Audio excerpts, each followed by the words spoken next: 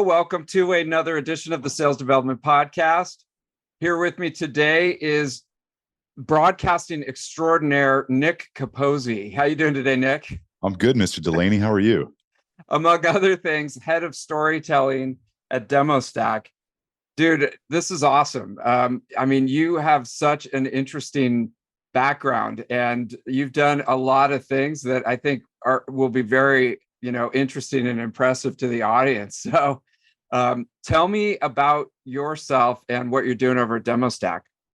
Absolutely. So I'm the head of storytelling over at DemoStack. So what does that mean? I think the best way to describe it is like a marketing evangelist role. So I do a lot of content, I do a lot of live events, and I do a lot of virtual events, so webinars and stuff like that. But I focus, we deal a lot with sales engineers, but what I talk about typically focuses more the entire sales cycle. So from, picking up the phone and dialing all the way to getting the pen to paper on the contract. Okay, cool. And then DemoStack, you gave me a little background, but what are they doing? So what we do is we clone the front end of your product without touching the back end data. And I think it's interesting because, people want to see product very quickly today. And then I think that's a fair request of buyers. We make them jump through all these hoops. So there's always this sales engineer who's kind of prepping these demos and filling it with back end data because you can't actually show me Tenbound, right? Because you've got your client's private data in there. So we kind of circumvent all of that and allow you to clone your product and then fill it almost like a Wix or a Squarespace where you can drop in all the information data you want. So anyone on your team, from an SDR down all the way to someone in the C-suite, could quickly tailor a custom demo environment based on the persona. You could do that. It's so much more useful and relevant to the person that you're talking to. Well, it's so key, right? I mean, everything is about personas.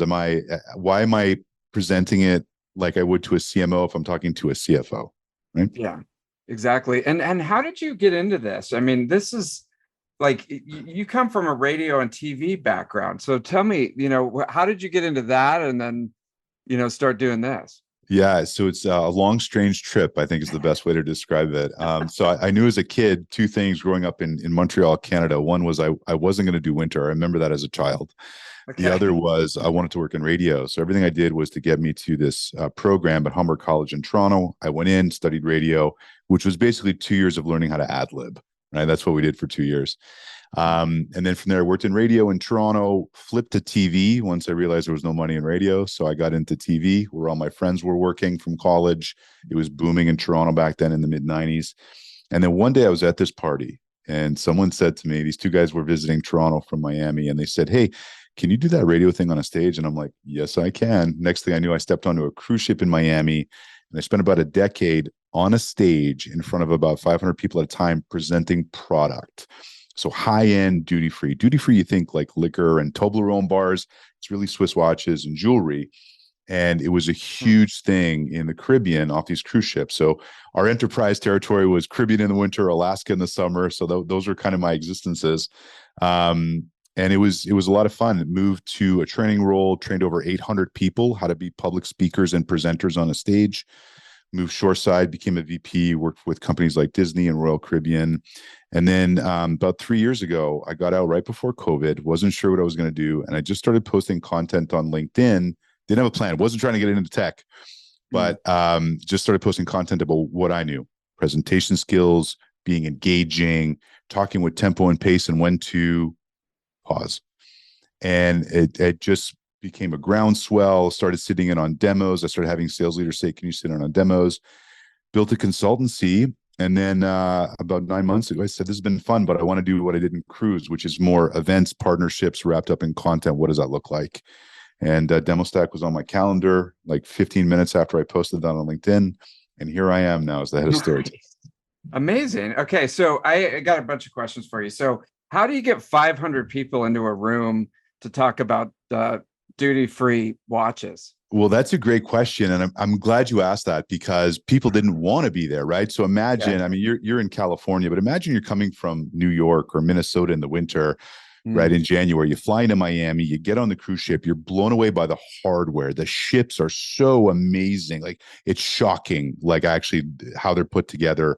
And and you're thinking about the sun and the beaches and your shore excursions. And if you are thinking about revenue departments, it's the sexy ones, the spa and the casino. No one's thinking about coming to a presentation on duty-free shopping. It may as well have been a timeshare presentation. That was, by all appearances, what it would have looked like. So I did two things to get a lot of people to the event. One was I was using content in 2000 to drive traffic. So if you cruised in 2000 on a Royal Caribbean ship, you had CNN, ESPN Deportes in Spanish, and you had this channel of sizzle reels from these brands like Tag Heuer and Breitling that were, being promoted in the duty-free channel. Well, I took that channel over and I'm like, well, let me get people excited about duty-free shopping, explain what it is, get them excited. And I was trying to get them to, the dark theater on the first C day at noon at lunchtime when the buffet is just opening up. So the TV definitely worked. There's no question that content and using video is incredibly impactful. But the other thing I did, which I think is interesting today, because I didn't realize I was giving value, but the messiest place on a cruise ship on embarkation day when everyone gets on the ship is guest services, because everyone's got a problem or a question. And you've got the whole hotel there, hotel director down. And they don't want to be there. They don't want to deal with the dad with the screaming kids. So I didn't need to be there as a seller, but I would go and I would work the line. And what I would say is, hey, I'm not guest services, but can I just ask what your question is to make sure you're in the right line? Because I realized very quickly, David, most people were in the wrong line, at least half. So I would say, oh, okay, you are in the right line. They'll get to you soon. Or I would say, actually, you're not in the right line. There's 200 people in this line. See the line with 2 people? That's where you want to be. And they would be like, oh my gosh, thank you. Thank you. Thank you for answering that question that I didn't even know I had. Yeah. And they would look at my name badge and then they would come to my presentation and they would come with 10 friends because they're like, I met this great guy, Nick, who was super helpful. He got me excited about duty-free shopping, which was a 10-second little, hit I would give them. Because even then I didn't want to be aggressive with, come to my talk. I was like, hey, no, it's a great presentation. There's a lot of interesting things to shop for. We're going to some really unique islands. What do you buy in Jamaica? We'll tell you tomorrow at noon in the theater. Okay. And doing that, I would get between those two channels, I would get about 5 times what the average person who did my job did attendance wise. And that was a direct reflection to the amount of sales I would have. Right. Every person in the audience had a dollar value. So the more people I got into that presentation, the more likely I was to do well that week. Okay. And so their guard is up, right? I mean, when they're coming on the cruise ship, like you said, they're thinking about the benefits of why they came to the cruise ship. And if somebody comes up to them, did you get the feeling the guard was up a little bit? So the guard would be up if I went and started opening up conversations and I'm like, oh, we're doing a duty-free talk tomorrow. I got very good quickly though of, saying, oh, welcome aboard. Where are you visiting from? What are you celebrating? What are you celebrating was the luxury duty-free equivalent of a discovery question. Okay. But for the most part, I wanted it inbound. I wanted people pulled towards me. Right. And I just, as one person, there was 4,000 guests on that Royal Caribbean ship. I couldn't talk to each one.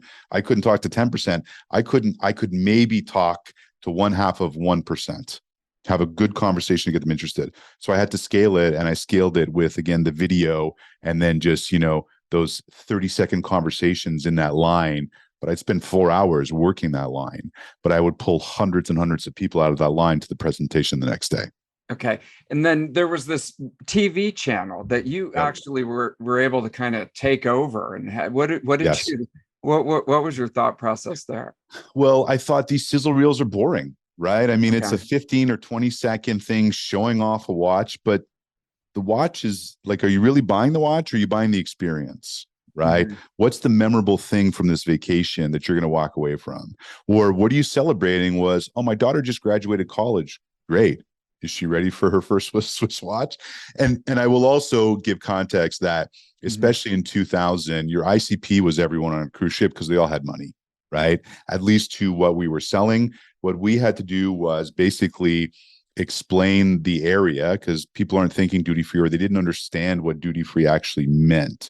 So I would have to talk to them like they were 4th graders. So here's what duty is, right? And I think, there was also their guard, I would say was 3/4 up. but there was that quarter that was open because they're on vacation. Maybe they have a couple drinks in them. So very different than a B2B type sales process, or at least starting the conversation. But again, I'm fighting the spa in the casino. That's where the wife wanted to go, right? To now get the husband who's now thinking about a watch to get him to come to my presentation. Often the couples would split up. He would come to my presentation while she was at the spa. Then he would get her excited. They'd come back to my desk later, have a conversation, and now he's getting a watch. She wants something, right? So he's going to spend $5,000 or $10,000 on a watch. She's going to want to spend. Then that's what would happen, and then these sales would build and build and build. Yeah, that We'd is have whole crazy. families sometimes, David. We would have whole families come in. And then what would happen, it was really interesting. I'm getting down rabbit holes here, but you'd have, if two sisters were shopping together, one would spend 10,000, and the other one would look at her husband and say, well, I need to spend more than that. And can we spend 15,000? So the psychology of sibling rivalry was very prevalent in that situation. There's all those little nuances. And dude, this is amazing. So, and then they looked at the success that you were having, and they promoted you, and they said, train our whole team to do what you were doing. Yes. Is that right? Pretty much. Yeah. I started with they would send new hires to me to train. We had a very high churn rate in the space because you were a one-person department on a cruise ship, and could you survive on stage was a big problem. So they would send a lot of new people to me, and I was very good at getting people calm and making them feel comfortable on a stage / in front of a camera.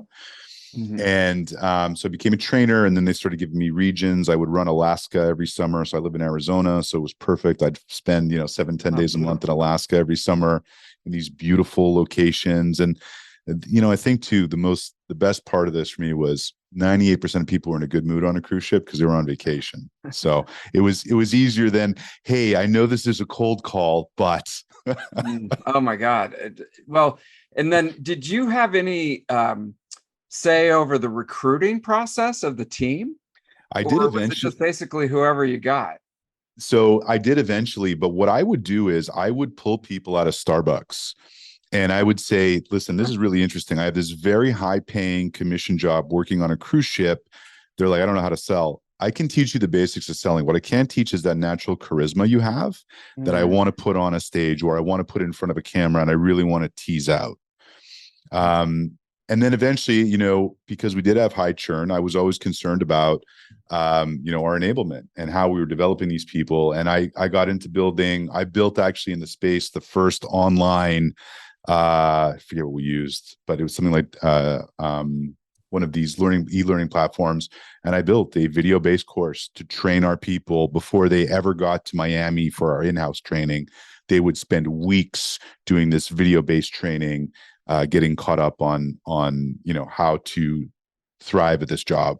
And when we started doing that, our churn rates dropped dramatically. And I think too, if you're a sales leader listening to this, one thing I would always tell my sellers is, don't count on me to be your sales trainer, right? I was a very good trainer, and I was focused on that. But the reality is most sales leaders have a bunch of different priorities, and training often sounds like a nice to have when I talk to sales leaders. But if you train people really well in your system, in your process, and they get enough repetitions that they make them feel comfortable, they're more likely to have success quicker and stick around with your company. Yeah. And you look at it, the reason I ask is it like nature or nurture, with the people? Because you basically, and not a boat analogy, but you sink or swim, right? When you're out there. Absolutely. And I would ask in the interview process, are you coachable? I would ask that, are you coachable? And there was two types of people I was always looking for, and I would float to the top of our hiring list, is ex-military or ex-Division I athletes, or high-end high school athletes. And the reason being, they were very coachable. They could take instruction well. I could give them 3 things to work on that week. And that's one thing too, when it comes to training or enablement. We're feeding people with a fire hose. If here's 15 things to correct, week by week, I would say, I want to see these 3 things in your presentation next week. I want to see these 3 things change. I'm going to be looking for those 3 things. And then next week, it would be 3 new things. And I found for me, especially with, we live in a remote world. My people were remote. They were on a cruise ship off the coast of Madagascar, right? Wow. So yeah, I had people literally floating all over the world. So how could I get in front of them? How could I make them feel supported? And again, this is in 2000. We didn't even have WhatsApp. When WhatsApp came out, that was a big deal for us because we could, with the low bandwidth, we could communicate on ship Wi-Fi where we couldn't send text messages. So that was always the biggest thing for us, was developing these people to lower churn rate because of the cost associated with it. Yeah. And so you saw that coachability was a huge factor in their success. And so it's funny you said ex-military and ex-high-end athletes, because one of the guests that we've had on the show is a guy running Shift Group, and they basically, that their whole recruiting process for sales development reps is high-end athletes and channeling them into, and super successful, because a lot of this is coachability, it seems. I totally believe it is. I believe sales is learned skills, right? Yeah. It's repetition. It's rewatching your tapes. And it's funny, now I live in this world with Gong and Chorus and revenue.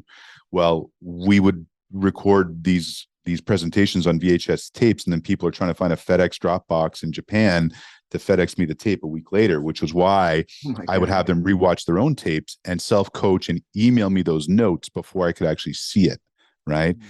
So I think there's something too that if you are an SDR, again, I'm sure you have a great leader training you, but I wouldn't count on that. Right. I would watch my own gongs, and you're thinking, well, what am I looking for if I don't know what to look for? But if you start to see, you'll start to see patterns develop. Am I repeating the same words? Can everything be amazing and exciting? If everything is amazing and exciting, what are your crutch words? What are your negative words? People don't think about this, David, but if I say something negative, I immediately shut off my prospect's frontal lobe, right? It's where their reasoning is. And if I say something negative, their guard goes up. And that can be something like can't or shouldn't or won't. Even a maybe can be viewed as negative. So the neuroscience tells me, keep it positive. These are things you can find in your own tape. Did I ask the right question? And did I actually follow up now with the next question based on their answer? Or was I too programmed to go into showing off the next feature? Right. Mm-hmm. So I think if you have access to, your recordings of your tapes, that is the best self-training you can do. Yeah, it's interesting because like the cringe, is the big thing right now. If you don't have the coachability and it's almost like the humility to watch yourself and learn from your own behavior without being cringe, and it's like I've got two younger sons, and their main purpose is not to be cringe. They don't want anything to be like that. So you really have to have a lot of confidence, I think, and humility, to be able to go back and watch your own play tape and make course corrections based on what you're seeing. But if you're listening to this, just do it. Just do it. Yeah. The first time is going to feel like fingernails on a chalkboard. The second time, it's 10% less awful. The next time, it's 10% less awful than that. And then you'll build up a scar tissue and be more comfortable watching yourself. It's very uncomfortable. I get that. But if you get past that, that changes the whole dynamic of your presentation skills, and everything's about engagement, David, whether you're creating content online to pull inbound, whether it's I'm writing an email or I'm using video in an email, whatever that is, demos, the better you are at presenting and keeping engagement with the person listening, the more likely you are to build a champion. If you build a champion, you're going to get them excited and get better deal velocity throughout the cycle. Oh my God. Okay. Take that one to the bank. Everybody, that is such great advice. One thing I heard recently is if I think it was Marissa Meyer said, if you have a choice between two activities, take whichever one is most uncomfortable and hardest, because that's probably where the growth is. Well, but you're absolutely right. But think about how being great at presenting ideas would even affect your day-to-day, right? Mm-hmm. Like if I'm trying to get, if I'm going out to dinner with a friend and I really want something in particular, right? I'm going to present my idea in a certain way, right? And what I might do is do discovery and find out what they're looking for. And then how do I position my product or what I want for dinner? I really want tacos tonight. I don't want Indian food, right? So how do you position that? But presentation skills will seep into everything you do internally with your internal interactions at your company and externally with your external interactions with your prospects.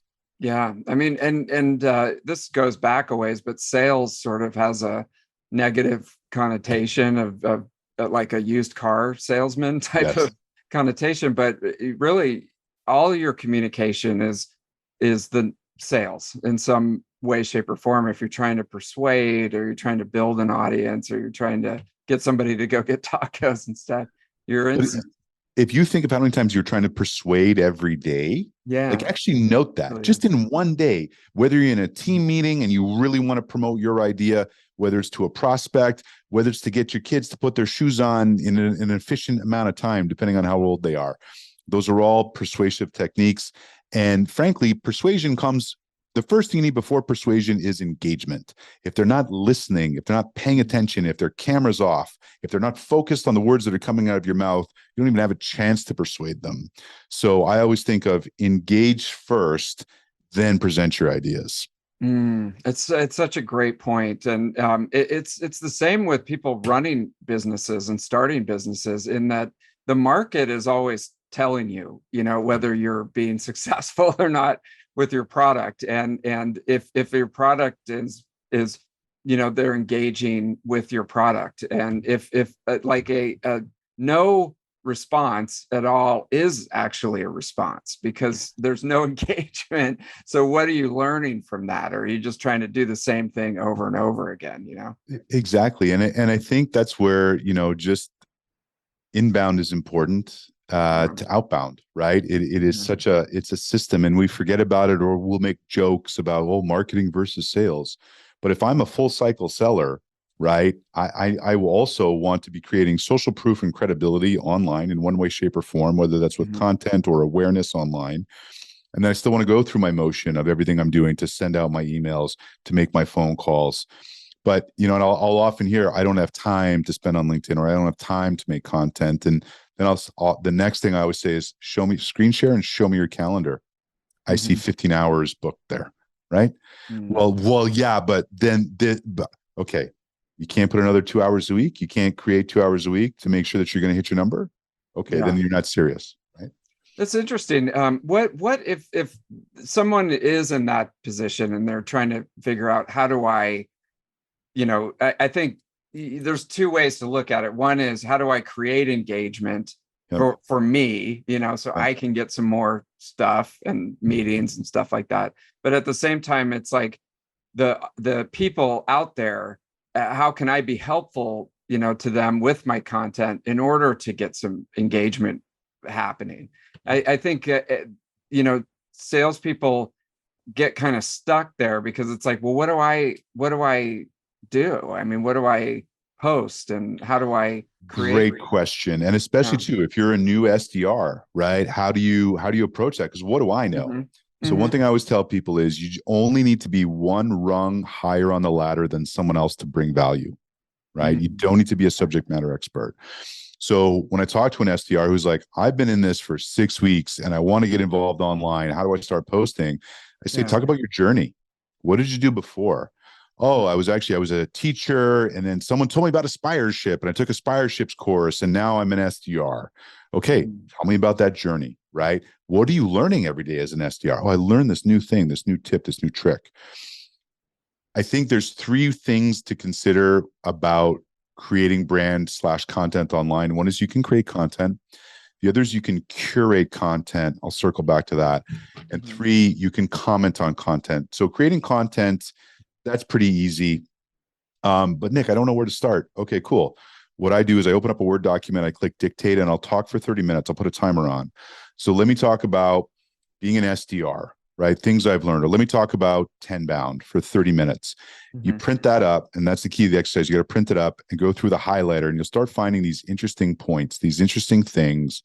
Maybe it's a case study about something that one of our Tenbound clients had.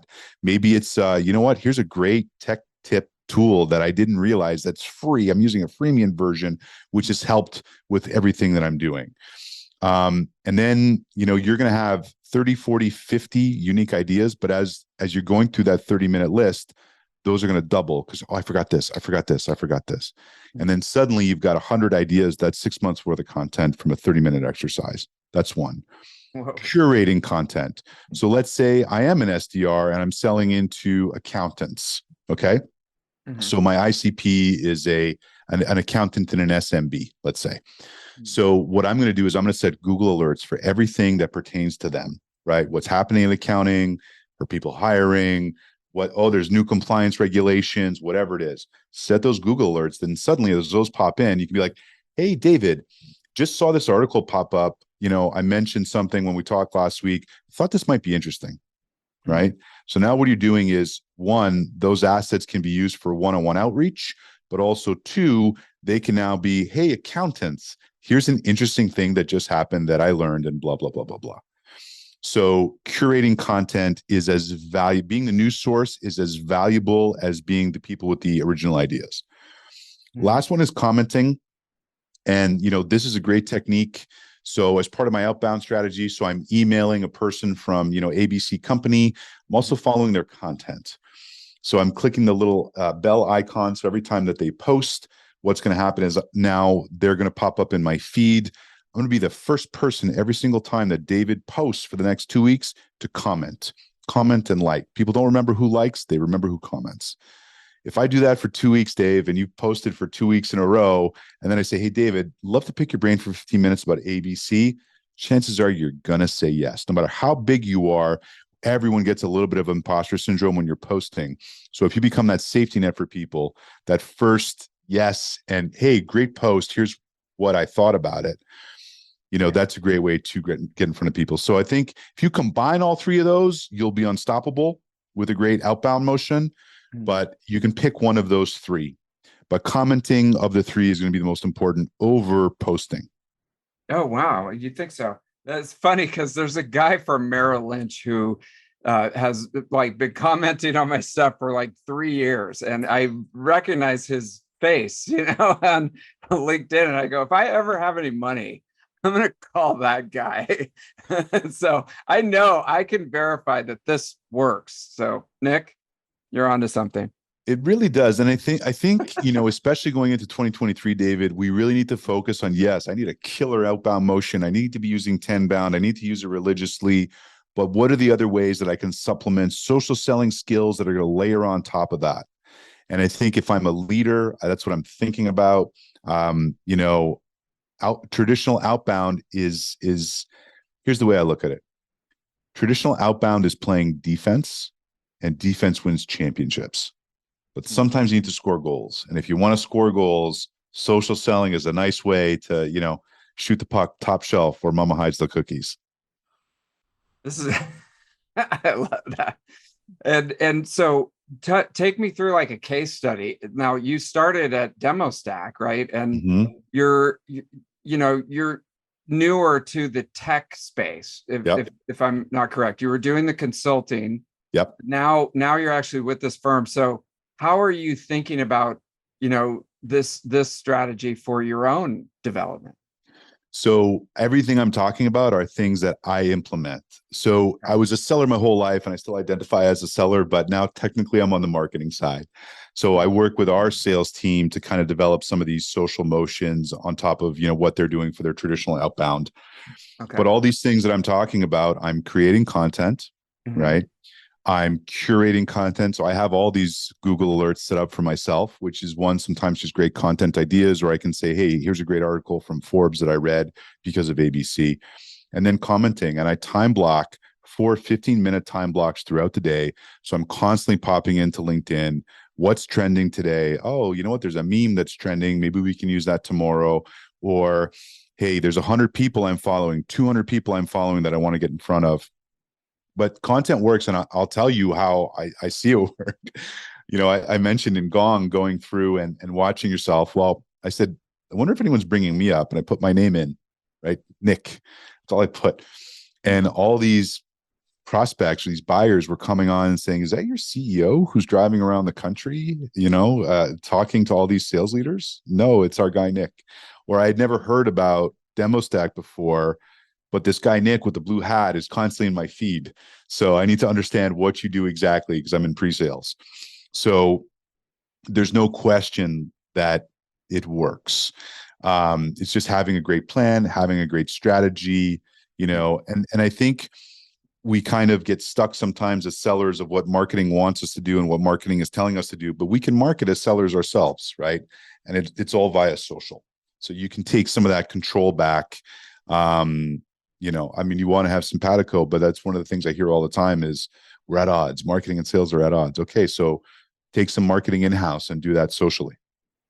Yeah, I mean, it's so many things. Before I forget, you mentioned driving around, and it'd be kind of cool if you got one of those vans that you live in and just like swag it out with demo stack. That's what I did. You drive it all over the United States. That's what I did. Sales leader. You did that. Okay. I did it in June. We did 30 days to the Western US. So fun. We had Andy Paul, Marcus Chan, Jason Bay, Will Aiken, Zoe Hartsfield, and it was a social equity play. Right. Wow. That's what we did. It was a social equity play. So, because I'm a trained interviewer, right. And what I'm trying to do is inverse charisma, because I'm so curious when I'm interviewing people that when you're really curious, you bring out their most interesting and engaging self more than they can be on their own. So these people, because of the content I had put up, they wanted to get in front of a camera with me. And what I did was, hey, Andy Paul, I would love to interview you. Who's interviewing who when you're talking to Andy Paul from the Sales Enablement Podcast, one of the best interviewers out there. But what I was saying is, I'd love to interview you for an hour, right? So I showed up with the demo stack Jeep, which was my Jeep, which we wrapped with all our partners. So we had Vidyard and Outreach and Alice. And what I did was we captured content for us, but then I also gifted content for Andy. So what I would do is I would stand off camera, I would lob him questions, and I'm there with the videographer, and then we have our editing team after. So I'm like, at the end, 2 weeks later, I'm like, hey, Andy, here's 10 videos for your own profile in front of these great scenes, nothing to do with demo stack. So that's what we did. So it was a social equity play, and it was very successful. Wow. Okay. That I was like, that would be so cool, and you did it already. And it's interesting. So as you're asking the next question, I'm gonna see if I can find a picture of the truck real quick. Okay, I want to see it. You made me think. It's like in the traditional sense, when it was more siloed. Like marketing was one to many, Yes. and then sales was like many to one. So it was like in marketing, you're talking to the whole market and trying to drive demand, and it's like a bullhorn. And then sales is more, okay, now I'm talking to you one to one, and we're digging in on this. But it seems like the lines have blurred a lot in this new environment that we live in. They absolutely have. I'll just show you here. I know if you're not watching on video, you can't see it, David. Okay, there it is. Yeah, I see it. So it's wrapped with Scaled Consulting and Alice and Vidyard and everyone we sponsored with. Oh, that's cool. I always viewed myself. So my people on the cruise ship, I needed to be marketers. I needed them to create demand gen, lead gen. They were BDRs because now they're booking the meetings. And then I needed them to close. So they were full cycle sellers, but also they were marketers, right? So to me, it was always hand in hand. And I think what's interesting, I think my perspective coming from this pure B2C, people on vacation, to now B2B, because everything is so process driven in B2B, because it was successful 20 years ago, 10 years ago, 5 years ago, 3 years. So everything has to be this way. Yeah. And I think that's where the opportunity is I look at my sellers, anyone who's under me selling also needs to be a marketer in my mind. Okay. Yeah. And it's interesting because usually SDRs roll up to sales, and that always, some very small percentage roll up to marketing. And there's always issues on both sides, because sales is just looking for the kind of the output that the team is providing. And they're not as interested in all the sausage making, that goes into getting a meeting set up. And then on the flip side, if you're in marketing, then it's like, well, wait a minute, I'm in sales development rep. Why am I reporting to marketing? It creates this kind of weirdness. So that was one of the most interesting things that I heard this year was same thing. All these companies were now moving their SDR teams to the marketing department. And I see the logic. I've heard very good arguments from both sides. Yeah. But I think the reality is that I think you need to look at it as a revenue department. So, lead gen and content are two different things within marketing, but it's all part of revenue. And I think that's how I look at it is as revenue, because I always look at myself as a full cycle seller. right? Yeah. If I went and became an AE for Tenbound tomorrow and you gave me an SDR, Dave, I wouldn't know what to do with that SDR, right? I, I mean, I do, but I don't, because I want to be the one handling the personalization of the emails and doing that research and really finding those chords I can pluck on, those strings I can pull to get me where I want to get with that prospect, which ultimately is getting in front of them, finding out if they're a right fit, and then if so, closing them. Oh my gosh. We started a little Slack group, a private Slack group called the Pipeline and Revenue, because that's pretty much what we're talking about, right? It's not sales, marketing, demand gen, all these other things. Are we driving pipeline, and is it closing? And then what are we doing, right? Yes. So I completely agree. And it'd be cool. Like, I would love to see if you have like a sizzle reel or something from your world tour. Or if you have pictures or Instagram or something set up where we can see it, because first of all, I can't believe I didn't know about this. And second of all, that is such a cool idea. So if you go on LinkedIn and you look up the hashtag stories from the road, okay, there was a few in there. That's the best hashtag to use, but it was a lot of fun. And like I said, it wound up being a social equity play. Yeah. Because now when I'm tagging Marcus Chan, I'm getting the lift of his 50,000 followers on LinkedIn. Right? Exactly. And is Demo Stack in a competitive market? I mean, everyone likes to say we're the only one doing this, right? But how do you stand out? Are there other companies doing this? Or there are other companies doing it, but they do a little bit different. What most companies in our space do is more kind of these stitched together marketing tours, whereas we're actually cloning the front end. So what we're allowing you to do is basically democratize your demo, right? Allowing your whole team, anyone in the go-to-market space, to spin up a demo or have persona-based demos or something where you're not worried about, oh shoot, this didn't work because our SE team is making adjustments to the sandbox right now. But I think what's interesting is that there just wasn't a lot of tools, period, for pre-sellers, right? Up until a couple of years ago, there was no one, never mind kind of everyone in this new demo space, but it was a real problem. So our CEO, Jonathan, was building Trip Actions Liquid. He was the head of product for Trip Actions Liquid. And when he was building it, he wanted to show it off to clients. And they said, whoa, you can't show that to clients. Why not? Our client's private data is in there. He's like, what do we got to do? Well, we got to build a sandbox. We got to build a demo environment. What? I just need to show the product, right? So this was a real pain point of the versatility and the ability to quickly put something together. Or, hey, listen, my champion's coming to this meeting. Suddenly there's two new stakeholders who popped in last second. Let me adjust it real quick. Let me make some quick changes, right? So do that on the fly. Yeah. But I mentioned to you, I don't think we were recording yet, but I went through the gongs. I was looking for these reactions of these veteran pre-sellers, like people 20 years in who've been doing it the same way for 20 years, seeing the tech for the first time. So I was looking up the holy bleep and how the bleep did you do that? Because it was shock that, oh my God, like that would take me 4 hours. You did it in 4 minutes, right? So seeing like the real looks and reactions. So it was really interesting. And I think, again, especially as we get into more like a PLG, a product-led growth motion, people want to see product quicker. So how do you get product into people's hands? And how can maybe there's 4 demos throughout the sales process between Demo Stack and Tenbound. Maybe I'm going to show you a quick little taste, David. Now you're going to show up with 2 more people. Maybe we're going to tailor that demo to maybe now your CFO, because they're going to have questions that are going to be different than maybe the questions you had. So yeah, it's always changing. And it's interesting. So, and just reeling back, when you look at the Jeep that you drove across the United States, each of those companies sort of has it's like a puzzle piece. And so you've got like consulting, video, a cadence, and you guys come in as the on the fly, demo. And that's what we tried to do. One was, what relationships do we have? Because we were standing this up real quick, but we were trying to build a sales stack, right? Like all the things I need, right? And just as an example, and now we're getting into creative marketing, but Alice, the gifting platform, was an Alice, right? amazing partner. So they gave us these cards to give to everyone.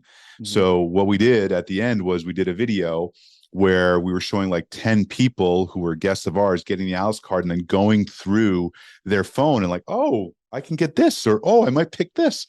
And we had like a 3-minute sizzle reel at the end of it that just looked amazing because it was people's genuine reactions to seeing Alice and using Alice, and it was just great. So it was interesting. And then the other thing too was we rolled up, and I'd walk into another thing we were doing was I was doing workshops for pre-sellers. So we'd walk in a DocuSign in Seattle, and they would ask me questions about the rest of the stack, or someone from the sales development department would come in and say, hey, what are some of the tools that you guys are using or that are really cool, or what's coming out that's like new and exciting, right? So it's such an exciting industry. We're going to make a big push this year to put some thought leadership out and develop. We have a sales tech directory on Tenbound, and it's just make it more useful for people, and so that they can learn about this and offer sort of a beacon of light. So it's just a fun, exciting industry to be in. And you, Nick, you really are, at an intersection of so many different things. We should definitely do this again, because anytime. You really are on the sort of the bleeding edge of combining B2C and B2B, and your sales experience with marketing and broadcasting. So there's like a bunch of convergence happening here with you, and I think you're sort of the future of where this is going. And if people are still stuck in their kind of old school methodologies from 20 years ago in B2B, they're going to be left behind. So they're going to be, and I will always say, look, there's a reason those processes work, and I'm not telling you to avoid them or to completely change what you do. But I think there's ways to have an honest evaluation of where your time is going and what are these small little time blocks that I can fit in throughout the week to bring extra value to an audience. And I really, I'll tell you this, when I built, so sales pitching was my consultancy, because I came out of B2C. So we were pitching, we weren't doing discovery. Now it's a terrible name, but sales pitching was, where I was living, and everything that came in was via content. I never picked up a phone. I never sent an email out. There was no sequences because I didn't know them, because I didn't know 2 years ago what an SDR was. I didn't know what product market fit meant. I could tell you the nautical miles between Ocho Rios, Jamaica and Grand Cayman, but I couldn't tell you those things. So amazing. Well, I mean, inbound leads, we love inbound leads, man. Those are the best. So if you could produce more of those, everyone's going to love you. If you never have to pick up the phone and make an outbound call. And I'll tell you this too, when it's inbound and it's come in because they've been following your content, they're excited to see you. They're like, it's you. Oh my God. Yeah. Wow. And then if you're in person at SaaStr, at Inbound, at Dreamforce, they're like, it's you. Like at one point at SaaStr, there was a line of people that wanted to talk to me and get in front of a camera with me. Oh, nice. All right. Dude, you were at SaaStr? I was at SaaStr. I don't know how we didn't meet, buddy. How did I not meet you? We'll correct this next time. I missed the tour. I didn't see you at SaaStr. I'm waiting. Because you're busy I'm one of building those a company 20 years ago. Yeah. No, you're building a company, David. You're building a company and you're busy, but I'm the guy who's out there creating awareness for demo stacks. So nice. Well, you did, man. Okay, so let's do this again. Anytime. Nick, thank you for coming on and sharing your wisdom with the group. That was great. And we'll have you on again for sure. Appreciate you, pal.